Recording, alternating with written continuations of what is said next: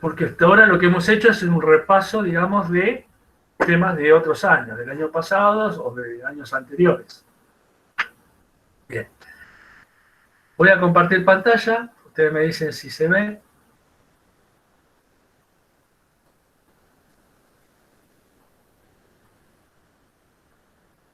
No sé si están mirando, están viendo el PowerPoint. Sí, sí. Sí, profe, se ve.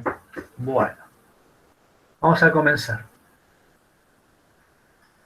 Bueno, los vamos a introducir, ¿sí?, en lo que llamamos PLC, controladores lógicos programables. Franco Manuel Montoya Ruiz vino. Bien. Entonces, Montoya Ruiz. ¿Dónde está Franco Manuel? Acá estás.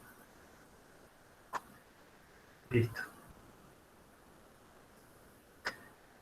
Bien. Vamos a introducirnos entonces en lo que es los controladores lógicos programables.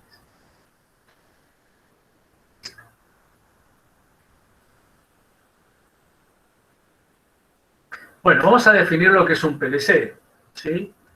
Para empezar, un PLC es un dispositivo industrial electrónico, ¿sí?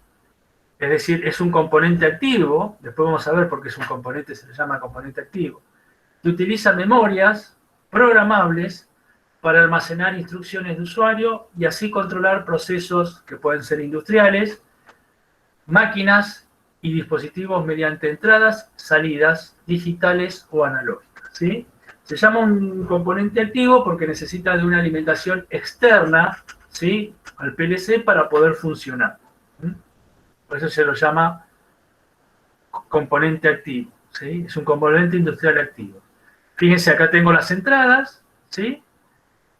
Este es el controlador programable, el PLC, y acá tengo las salidas. Las entradas pueden ser, como vamos a ver ahora en el video o en el PowerPoint, digitales. Fíjense que acá tengo un pulsador, ¿sí?, normalmente abierto. Acá tengo un contacto normalmente cerrado, un pulsador normalmente cerrado. Estos dos son entradas digitales.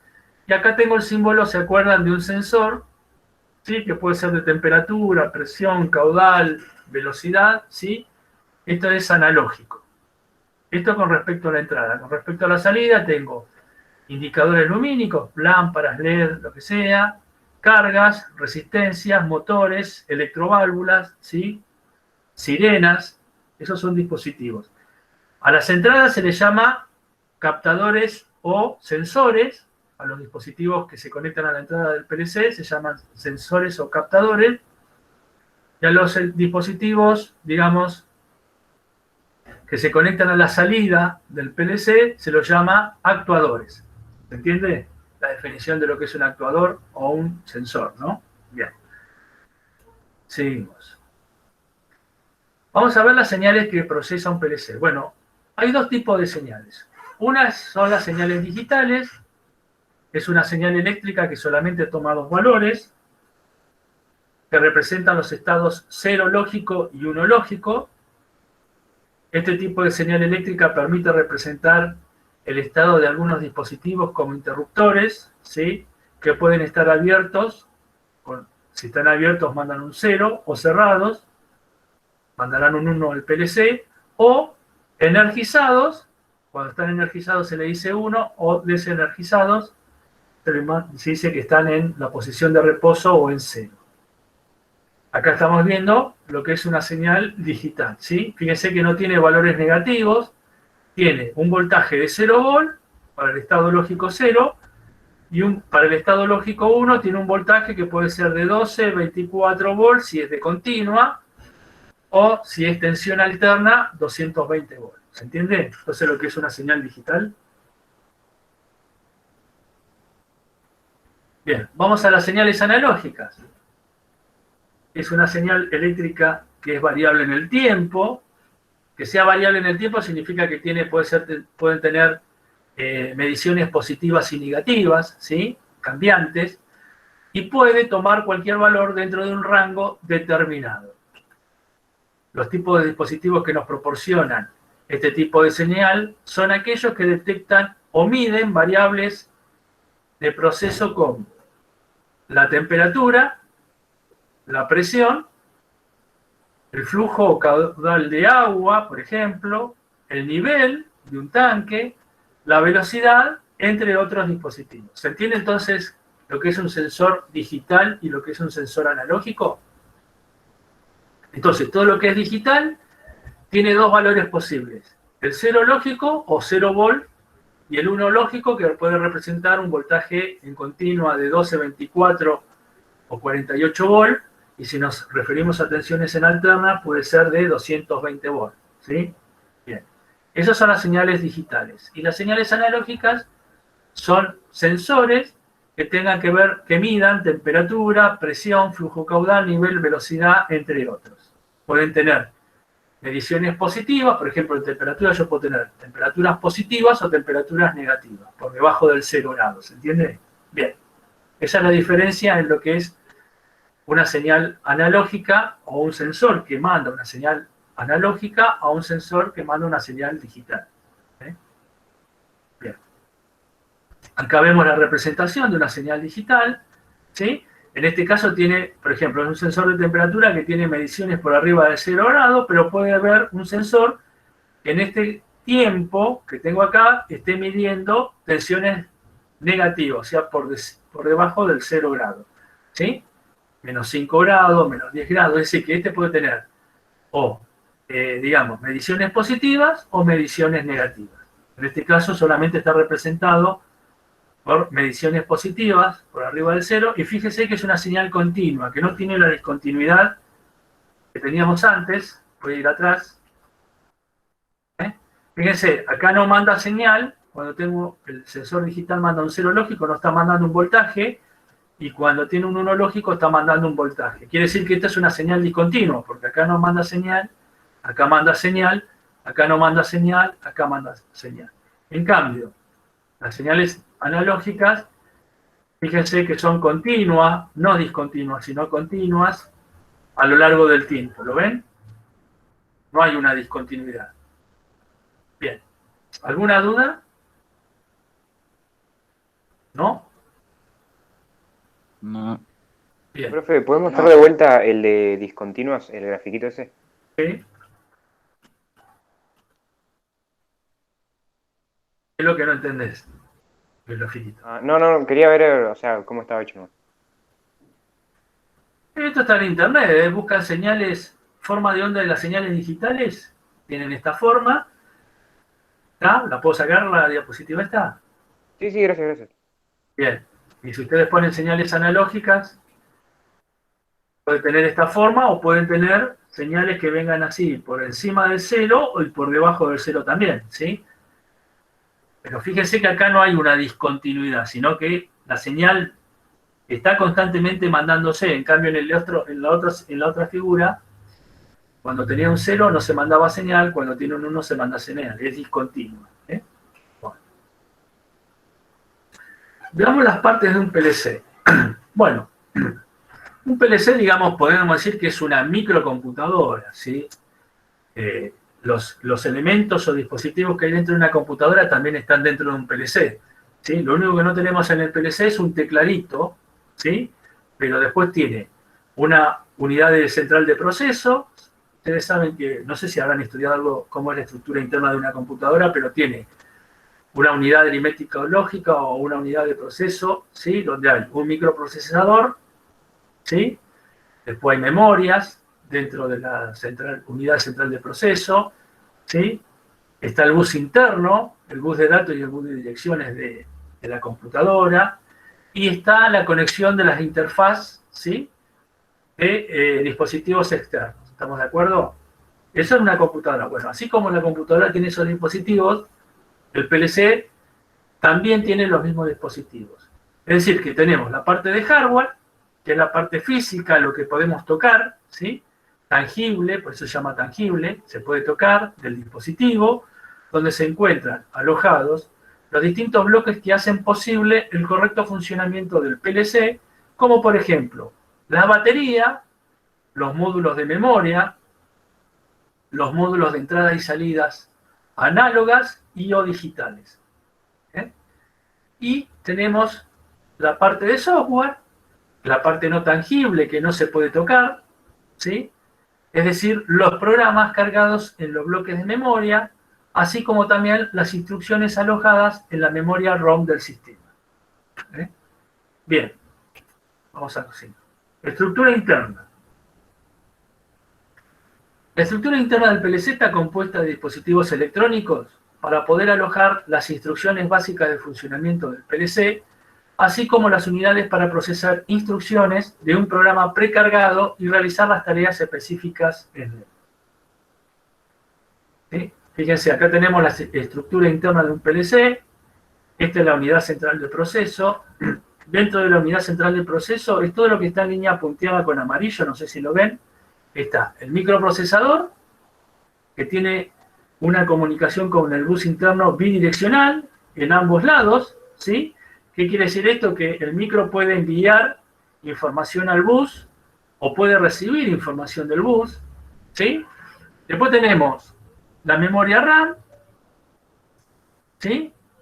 Que tiene una batería, se le conecta una batería. Esta es una memoria, vamos a ver más adelante, que es una memoria volátil. ¿Qué significa que sea volátil? Que si esta batería deja de funcionar o se descarga, todo el contenido que tengo en esta memoria RAM se pierde, ¿sí? Para no perder la información, debo tener energía en la batería. O sea, la memoria debe estar permanentemente alimentada, ¿sí? Por medio de una batería, si no se pierde toda la información. Así como el micro tiene digamos, una comunicación con el bus interno bidireccional, la memoria RAM también, ¿sí? Puedo mandar yo datos de la RAM al bus interno o puedo recibir datos del bus interno a la RAM. ¿Estamos de acuerdo? Bien. Después tenemos la ROM, que ya la comunicación no es bidireccional, no es en ambos sentidos, sino que envía información, no recibe. Fíjense que la flechita nos indica eso. Y por último tenemos la memoria E²PROM o EEPROM, que es lo mismo, ¿sí? Que también, así como la RAM y el micro, tienen una dirección bidireccional, es decir, yo puedo enviar de la E²PROM al bus interno información o puedo recibir del bus interno o de algún dispositivo de la CPU, ¿sí? Que mande información a la E²PROM. Por eso la circulación de información es en ambos sentidos. Y por último tenemos dentro de la unidad central de proceso, CPU, la interfaz de comunicación con dispositivos externos como pueden ser computadoras, consolas o otros PLC. ¿Se entiende? Bien, lo que está en línea punteada entonces es la unidad central de proceso. ¿Sí? ¿Hay alguna pregunta? Sí. Yo sé. ¿Qué vendría a ser el bus interno? Es por donde pasa la información. Es Okay. el programa que yo voy a hacer, por ejemplo. Vamos a ver ahora que, por ejemplo, ¿dónde se va a almacenar el programa que hace el usuario o los programadores? O sea, ustedes. En esta memoria, en la E²PROM. Entonces, yo hago el programa. Ustedes bajaron el Logosoft Comfort, ¿no es cierto? Ya algo Maylén me dijo que estuvieron viendo. Sí. Bien, ¿lo pudieron instalar? Sí, yo sí. Bien. Bueno, entonces nosotros le vamos a dar un problema de automatización y en el Logosoft Comfort, en el software del logo, ustedes van a poder simular el funcionamiento. Simular el funcionamiento implica decir que observar visualmente si está funcionando o no está funcionando la programación que hice. Una vez que yo veo que las condiciones o pautas que me da el profesor en los problemas se cumplen con el encendido, ¿sí? Y apagado de las entradas, activación y desactivación de las entradas y salidas, de acuerdo a las condiciones del problema, funcionan bien. Una vez que hice eso, yo puedo cargar ese programa que lo tengo en la computadora, pasarlo a la E²PROM. Entonces ese programita va a pasar por el bus interno y va a ir hacia la E²PROM. ¿Se entiende? Y va a quedar almacenado mi programa en esta memoria. Ahora, supónganse que yo el día de mañana quiero hacer una modificación del sistema que hice. Entonces, ¿qué hago? Yo tengo grabado y el programa de mi computadora lo borré. Pero tengo almacenado mi programita que hice en la E²PROM. Entonces yo puedo recuperar, por medio del Logosoft Comfort, el programa que yo hice y volverlo a traer a la computadora. Entonces, En este caso, la E cuadrado PROM va a mandar información al bus interno y del bus interno va a ir a mi computadora por medio de la interfaz. ¿Ves que acá hay una computadora? Bueno, entonces, ¿qué va a pasar por el bus interno? En este caso va a pasar el programa de la computadora a la E cuadrado PROM o de la E cuadrado PROM a la computadora. Puedo recuperar el programa. ¿Se entiende? Lo mismo pasa con la memoria RAM, con las señales del microprocesador y con la señal de ROM. Fíjense que acá yo no puedo mandar a la ROM ninguna información. La ROM solamente me manda a mí la información, pero yo no puedo mandar información a la ROM. No puedo acceder a la ROM. No puedo guardar ni borrar nada en la ROM. ¿Se entiende? Entonces, en ese bus interno va a circular mi programa, que hago yo, los bloquecitos que me van a permitir hacer los programas, que se almacenan en la ROM, o los datos temporales, ¿sí?, que un sensor está midiendo, por ejemplo, el módulo de entrada, un captador está mandando datos temporales a la RAM, ¿sí? Los puedo sacar de la RAM o llevar a la RAM, por medio del bus interno. Entonces, toda esa información pasa por este bus. ¿Estamos de acuerdo? ¿Entendió? No sé quién preguntó. Bueno. Sí, profe. ¿Se entendió lo que es el bus interno? Bueno.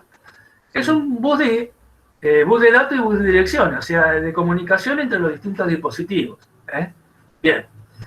Entonces tenemos la unidad central de proceso, que es todo esto, son todos estos elementos, y tanto la unidad central de proceso como los módulos de entrada donde se conectan los sensores o captadores, los módulos de salida donde se conectan los actuadores y los módulos funcionales, ¿sí? Todo eso se alimenta, por eso digo que el PLC es activo, porque necesita de esta fuente de poder para poder funcionar. Si yo no le conecto una fuente de alimentación al PLC, por más que el captador o el sensor mande señales al logo, el logo no va a hacer nada sobre la salida. ¿Por qué? Porque no está activado. ¿Se entiende lo que voy? Por eso se llama un componente activo. O sea que para que funcione el PLC, el microprocesador procese las señales que entran de los sensores y mande una respuesta a la salida, es decir, que se active un motor, una lámpara, una sirena, una electroválvula, sí o sí necesito conectar una fuente de alimentación al PLC porque, caso contrario, por más que las señales de entrada estén, digamos, entrando, valga la redundancia, al PLC, sobre la salida no va a pasar nada, no se va a activar ningún dispositivo de salida.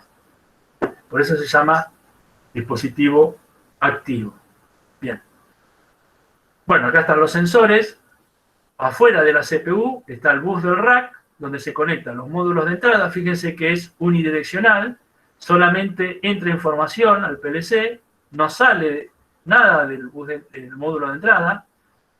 Y tengo acá también una comunicación unidireccional. Esto es entrada, o sea, los sensores van a mandar información al PLC. El PLC lo va a procesar y una vez que procesó esa información, se activan los módulos de salida que hacen que los actuadores se activen en un determinado tiempo, ¿sí? Entonces, esta comunicación es unidireccional. Acá entra información en el módulo de entrada, en el módulo de salida sale información del PLC, ¿se entiende? Bien, ¿alguna duda? Bueno, tanto los módulos como la unidad central de proceso necesita de una fuente de poder o una alimentación o una fuente de tensión para poder funcionar. ¿Entendió?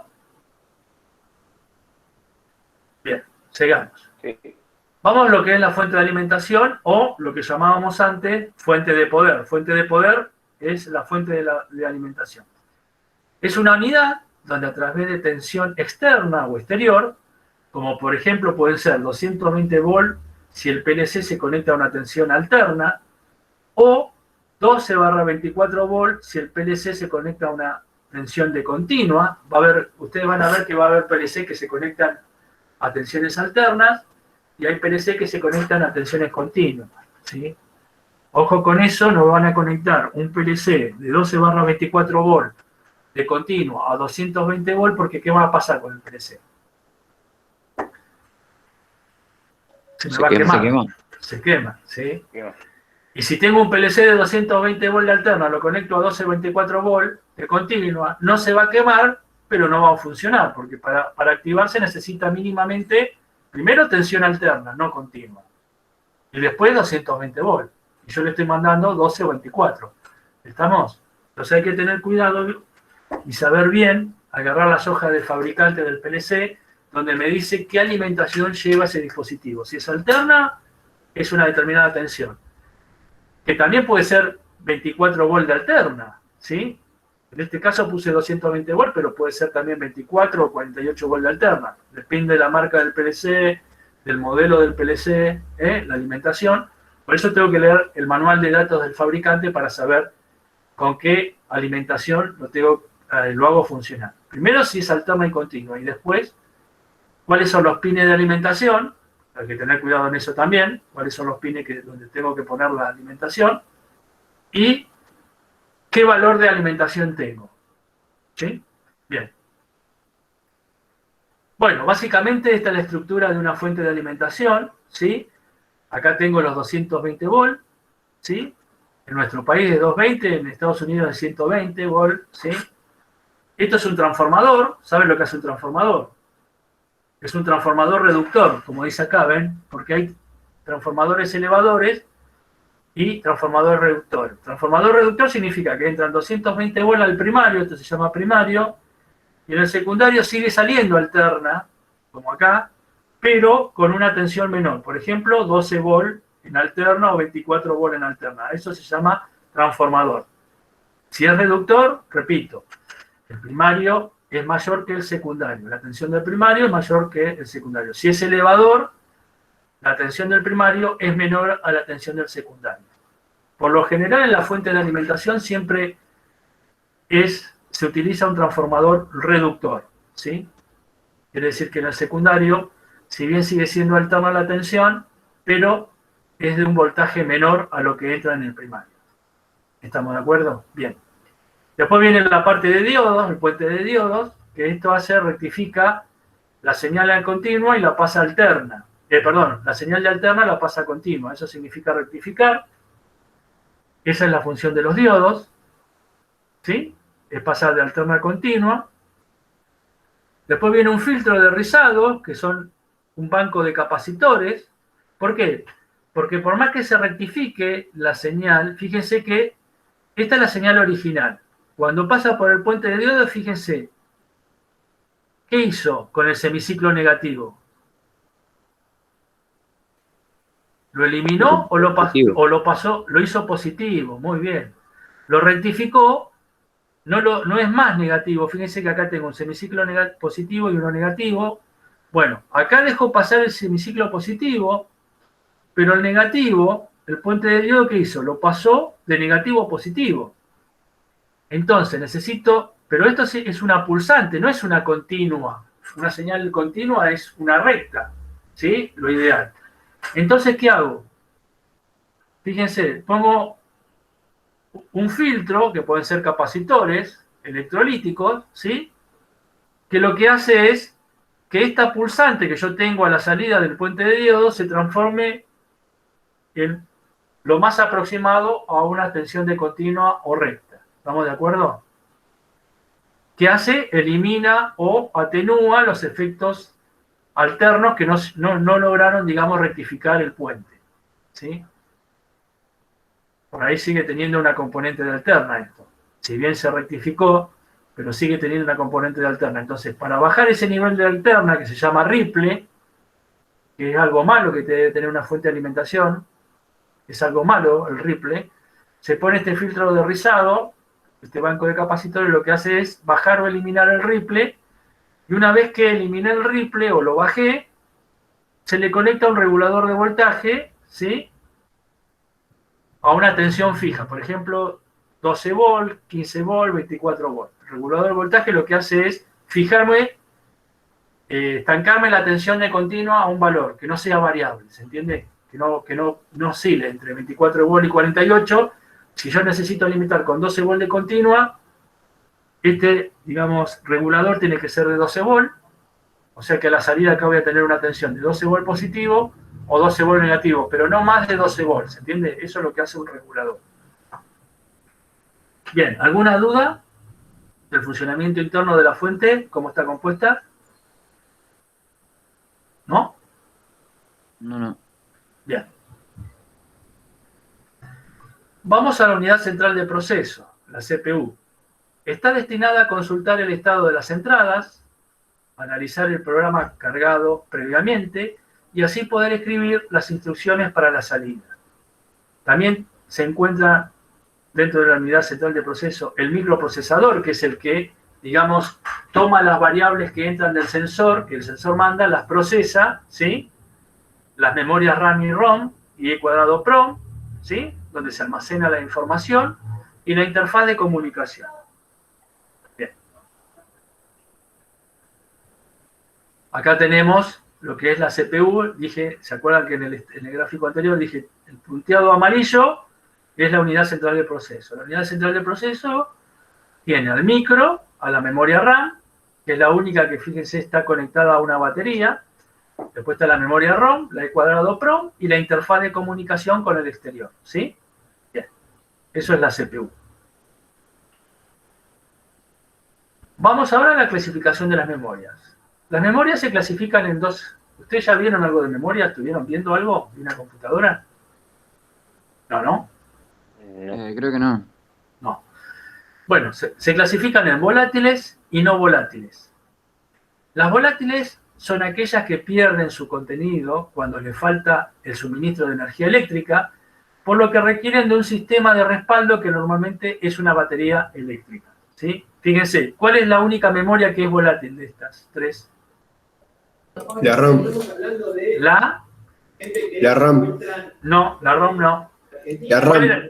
La RAM. Fíjense que la única que tiene suministro de batería es la RAM. Entonces, esta, ¿por qué se llama volátil? Porque si esta batería no estaría o se descargara, ¿qué pasa con el contenido de la RAM? Se pierde información. Se borra o se pierde la información. Por eso es volátil. ¿Se entiende? Bien. Entonces, la única memoria RAM, volátil es la RAM. Perdón, corté a alguno que estaba hablando. No, te estaba preguntando justo eso que aclaraste recién. ¿Quedó claro entonces? Entonces, ¿cuál es, de las tres memorias, cuál es la volátil? La RAM. Y volátil significa que cuando se pierde el contenido de suministro de energía, o sea, si la batería se corta, o se descargó, o se desconectó, se pierde la información que está almacenada dentro de la memoria. Y después están las no volátiles, que mantienen su contenido, aunque se produzca una falta de suministro de energía del PLC, sin necesidad de una batería para el respaldo, ¿sí? Fíjense que acá, como no volátil, tenemos la ROM y la E cuadrado PROM. ¿Está? Bien. Vamos a la memoria RAM. RAM significa memoria de acceso aleatorio, de lectura y escritura. Quiere decir que yo puedo escribir y leer el contenido de la memoria, ¿sí? Pueden realizar procesos de lectura y escritura por procedimientos eléctricos, ¿sí? Se almacenan los datos temporales que procesa el PLC, es decir, que ¿qué se almacena acá? Y los datos temporales. Por ejemplo, un dato temporal, ¿qué sería? Lo que mide un sensor de temperatura está mandando en un determinado tiempo una temperatura, en otro determinado tiempo otra temperatura, entonces todos esos datos se almacenan en esta RAM. ¿Estamos de acuerdo? Y son memorias volátiles, las RAM, es decir, al desconectarse la alimentación, los datos almacenados en ellas se borrarán. Bien. Si vamos a la memoria ROM, acuérdense que la RAM era de lectura y escritura. Se podía escribir o se podía leer su contenido. La memoria ROM es solo de lectura, no se puede escribir. No tengo acceso a la memoria, no puedo borrar nada yo dentro de la memoria ROM. Es decir, que solamente puedo leer su contenido, pero no escribir en ellas los datos o instrucciones. Son grabadas por el fabricante del PLC y el usuario no puede alterar su contenido.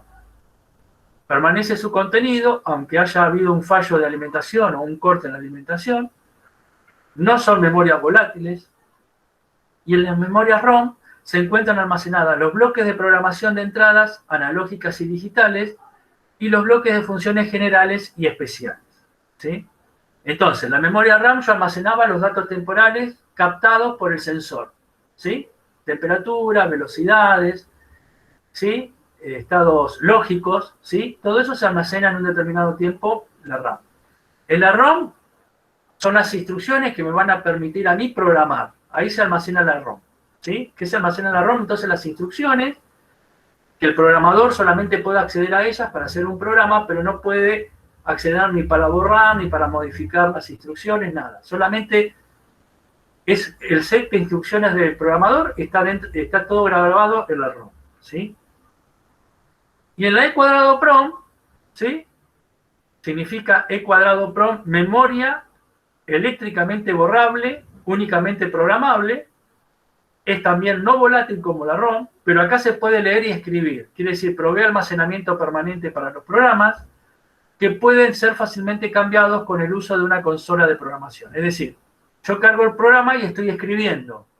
Ahora, yo borré el programa de mi computadora, pero lo tengo almacenado en la memoria cuadrado PROM. Si lo quiero recuperar, en vez de escribir, ¿qué va a hacer? ¿Qué voy a hacer? ¿Qué acción voy a hacer sobre la memoria?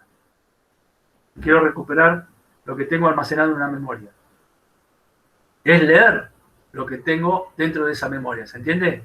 Entonces, escribir es mi programa que lo hice, lo simulé en la computadora, lo paso al PLC. Leer es, no tengo mi programa en la computadora y quiero recuperar lo que lo tengo grabado en el PLC. Entonces lo traigo del PLC, ahí estoy leyendo lo que tiene la memoria, a mi computadora. ¿Se entiende a qué voy lo que es lectura y escritura? ¿Sí? ¿Se va entendiendo eso? Sí, sí. Bien. Bien, aquí se almacenan los programas que realizan los usuarios, o sea, ustedes en un futuro, o programadores de PLC, para controlar o automatizar un determinado proceso industrial. Entonces, como conclusión podemos decir que la RAM es una memoria, ¿cómo es? Volátil. Volátil. ¿Qué significa que sea volátil? Que tiene que estar conectado a una batería. Permanentemente a una batería o a una determinada tensión, para que los datos no se borren, ¿sí? ¿Qué se almacena en el dato, en las memorias RAM, perdón? Los procesos, o sea, lo que está haciendo en el momento. Los datos temporales que van tomando los sensores, ¿sí? Las mediciones de los sensores. Bien. Vamos a la ROM ahora. ¿Qué se almacena en la ROM?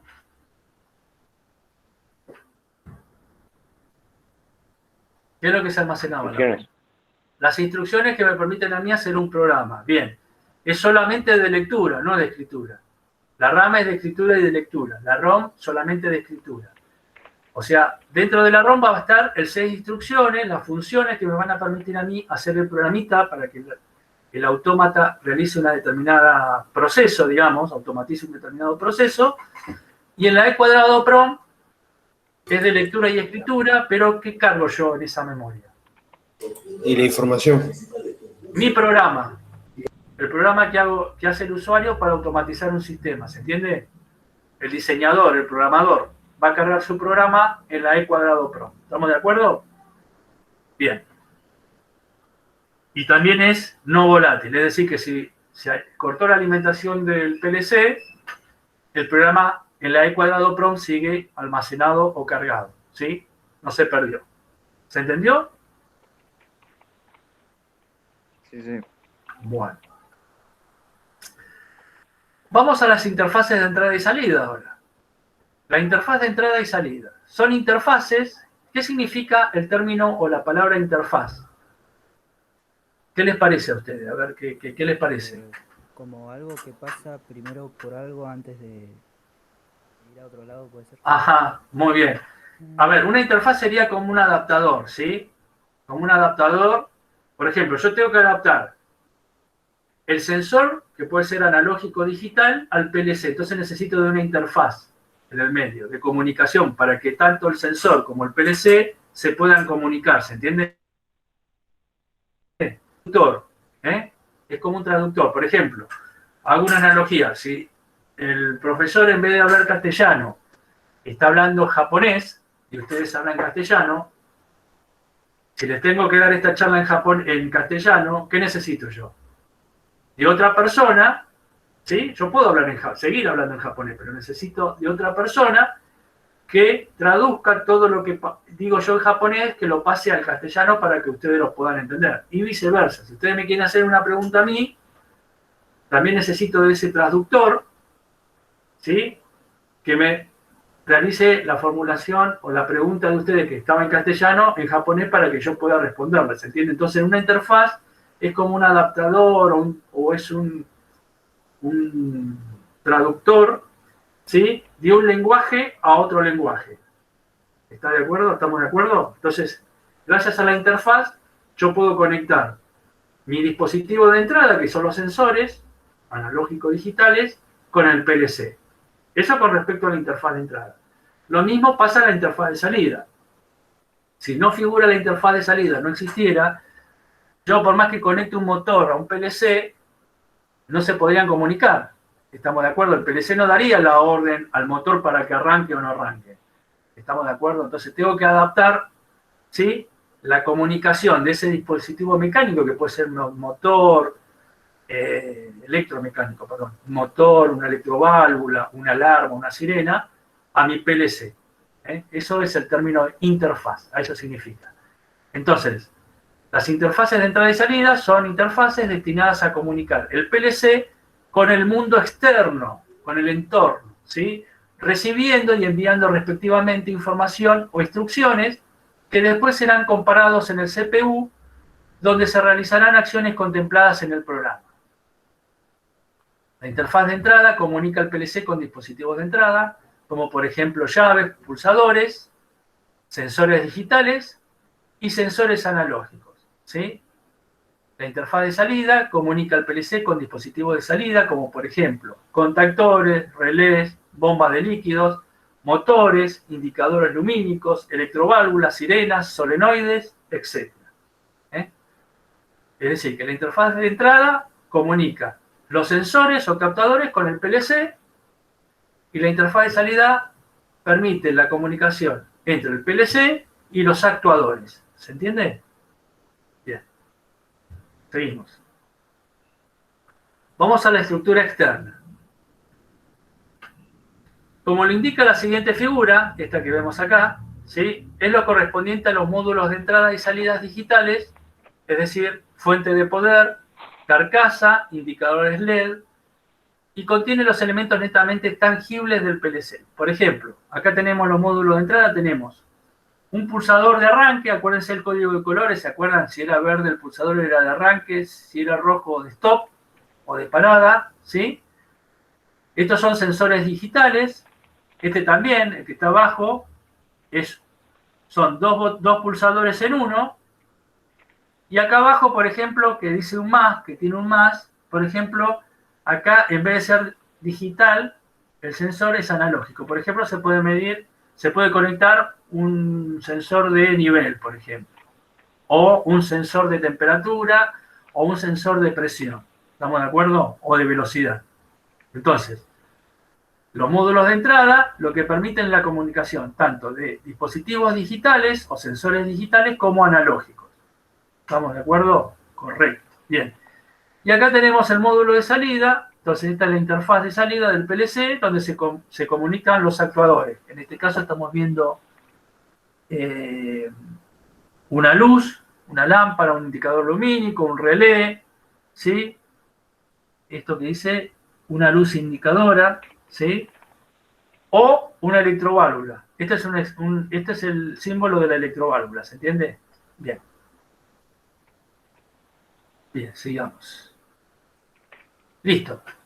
Ya salimos del PLC y ahora nos metemos con respecto al tamaño. Ya estamos, ya no nos vamos a dedicar qué es lo que tiene adentro del PLC, ya sabemos lo que tiene, ¿sí? Que tiene memoria, tiene microprocesador, tiene bus, ¿sí?, de dirección y de datos, tiene interfaz de entrada, interfaz de salida, ¿sí? Bien. Y ahora nos metemos con el tamaño. Bueno, los PLC se dividen en 4. La categoría A, B, C y D.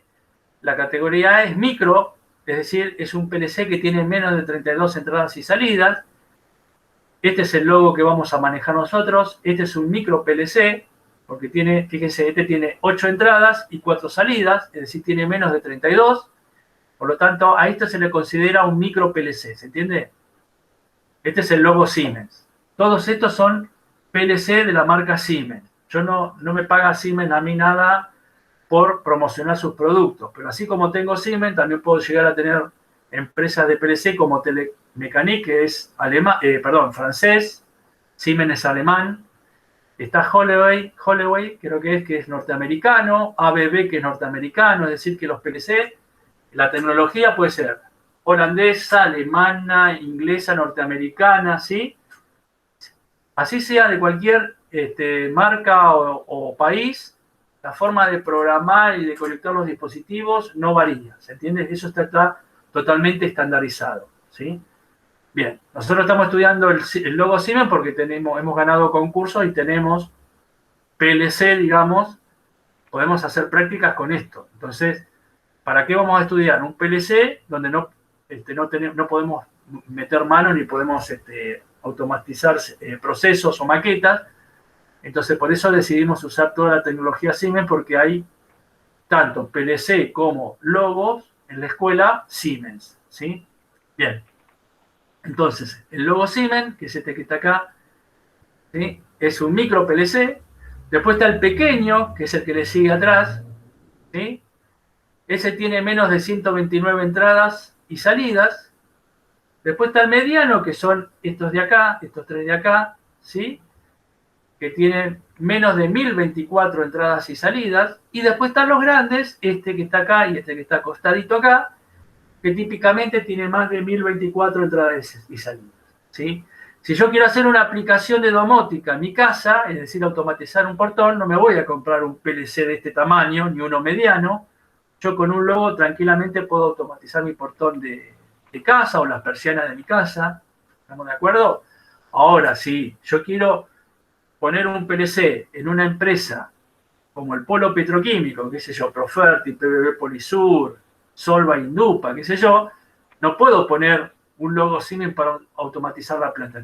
Deberé poner un PLC grande o un banco de PLC grandes, ¿sí? Porque fíjense que como mínimo tengo más de 1024 entradas y salidas, es decir, más de 1024 variables que puedo estar censando y procesando al mismo tiempo, ¿sí? En cambio, en el logo tengo 8 entradas digitales o 4 analógicas contra más de 1024. Entonces, sí o sí, en una empresa multinacional necesito poner un PLC potente y grande. ¿Estamos de acuerdo? Entonces, de acuerdo al tamaño, cada tamaño tiene una determinada aplicación en la industria o en la automatización. ¿Estamos de acuerdo a eso? ¿Se entendió? Sí, sí. Bien, tipos de salida del PLC. Bueno, el PLC puede tener 3 tipos de salidas. A relé, a transistor o a tiristor o triac, ¿sí? El logo Siemens tiene salidas a relé, ¿sí? Como dice acá, salidas a relé es el micro PLC logo Siemens que vamos a nosotros a aprender a manejar este año. Este es el logo, fíjense. Este es el logo básico, fíjense que tiene una pantallita. Hay 2 modelos, el logo básico o el Pure, se llama Pure, ¿sí? Es lo mismo, pero sin teclado ni pantalla. ¿Estamos de acuerdo? Entonces, ambos son salida a relé. Las salidas están acá abajo y las entradas están acá arriba. O sea que la interfaz de entrada está acá y la interfaz de salida está acá abajo. Este es el símbolo del relé. Entonces, cada entrada, que son dos tornillitos, ¿sí? Esta es una entrada. Estos 2 primeros tornillitos es la primera entrada. Esta es la segunda entrada, la tercera entrada y la cuarta entrada, ¿sí? Bien. Entonces tenemos el logo que es salida a relé. Después tenemos, por ejemplo, de la misma empresa, el PLC S7200, que como vemos acá, este es el símbolo del transistor, estos que están acá, este es un transistor NPN, ¿sí? Son la salida a transistores, entonces este modelo tiene salida a transistor. Y después tenemos la salida a tiristor. ¿Cuál es el tiristor acá? Es esto que está acá, este que está acá, este dispositivo que está acá, ¿sí? Como por ejemplo, fíjense que la salida a tiristores son los que se usan en las empresas, en las multinacionales, ¿no? En las empresas del polo, ¿no? Por ejemplo, el modelo de Siemens es el Simatic S7500, Entonces tenemos tres tipos de salida en un PLC: a relé, a transistor o a tiristor o triac. Bien. Seguimos.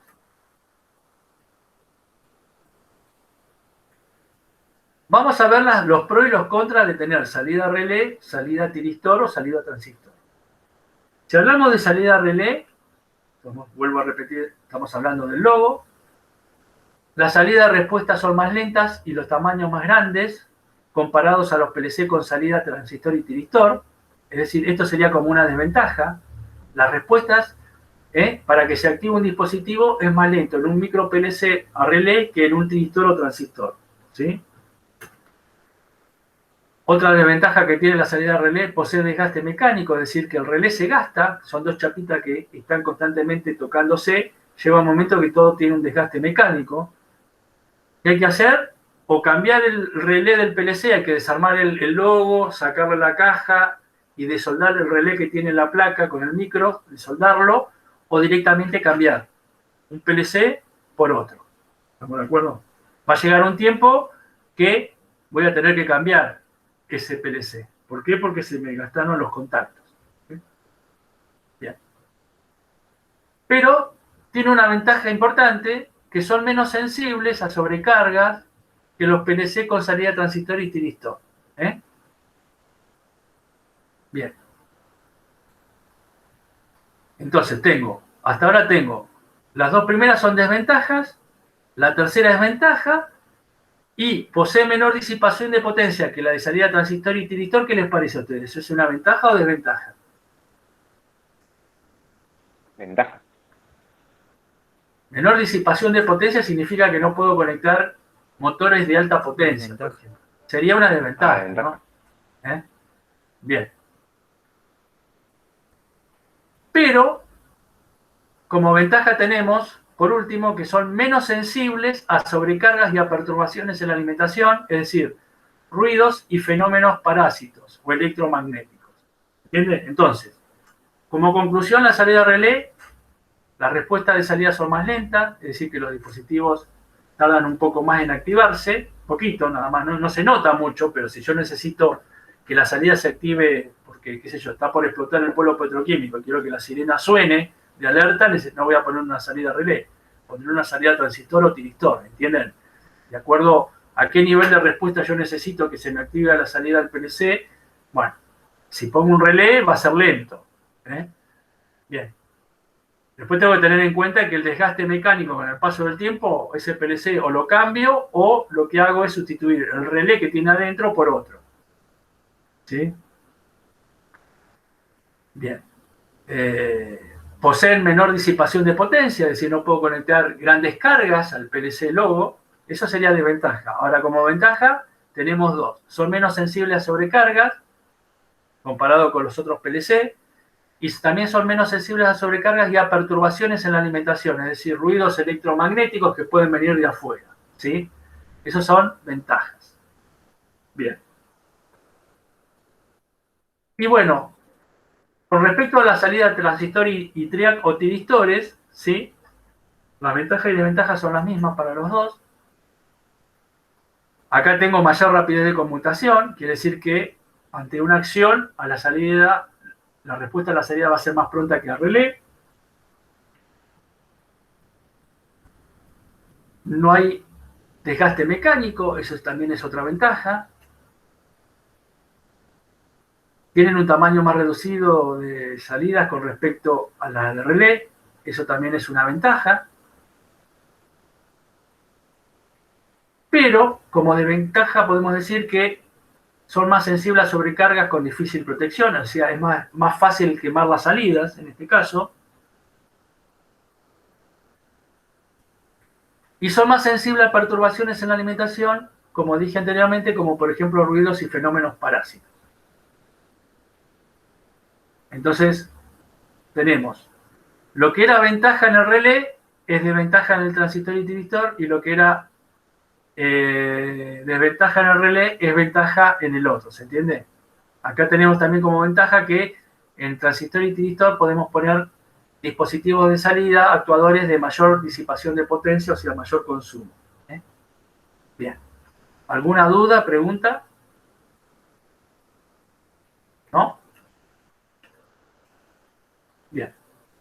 Veamos las conclusiones finales. Entonces, por lo general, los PLC, sea salida relé o transistor, o tiristor o triac, poseen bajo mantenimiento y son de fácil uso. Tiene varias aplicaciones y usos, como por ejemplo, si hablamos de una aplicación doméstica, domótica, puede ser control de calefacción y aire acondicionado, portones eléctricos, ¿sí? Etcétera, ¿sí? Esto sería para un logo Siemens, por ejemplo, para un micro PLC. Y si hablamos de un PLC mediano o grande, estamos hablando de automatización de procesos industriales en grandes plantas o industrias. Y la aplicación sería en la industria automotriz. ¿Vieron esos robots que sueldan las autopartes? La chapa, la puerta, el capot y todo lo demás, que lo va formando, que van armando un auto. Bueno, todo eso está controlado con los PLC, ¿sí? En la industria petroquímica, por ejemplo, en la industria que yo puedo, digamos, detectar,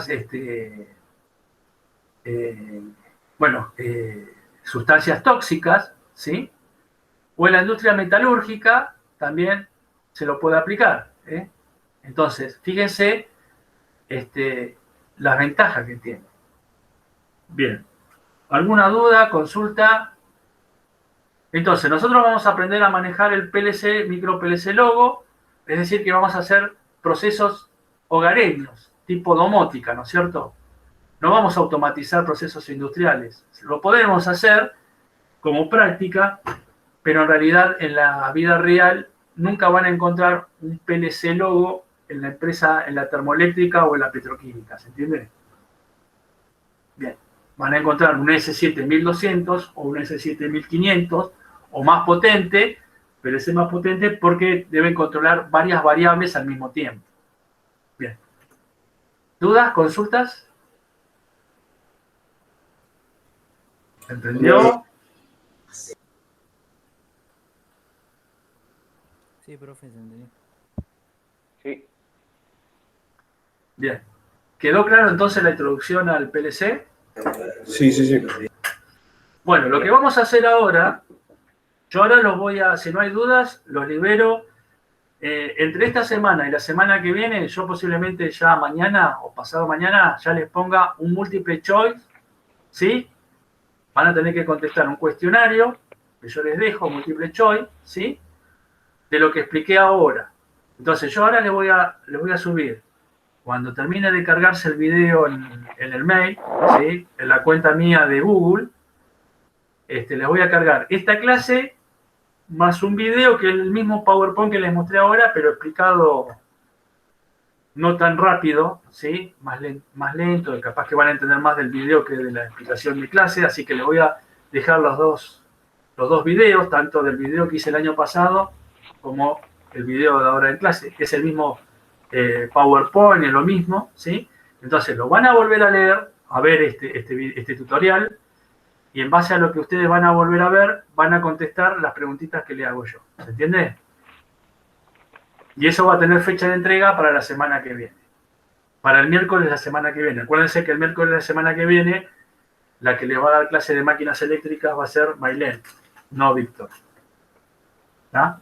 Nos vamos tomando. Bueno, ¿Quedó claro? sí. Bien. ¿Dudas? ¿Consultas? ¿Se entendió o no se entendió? Sí, profe. Sí, ahí va.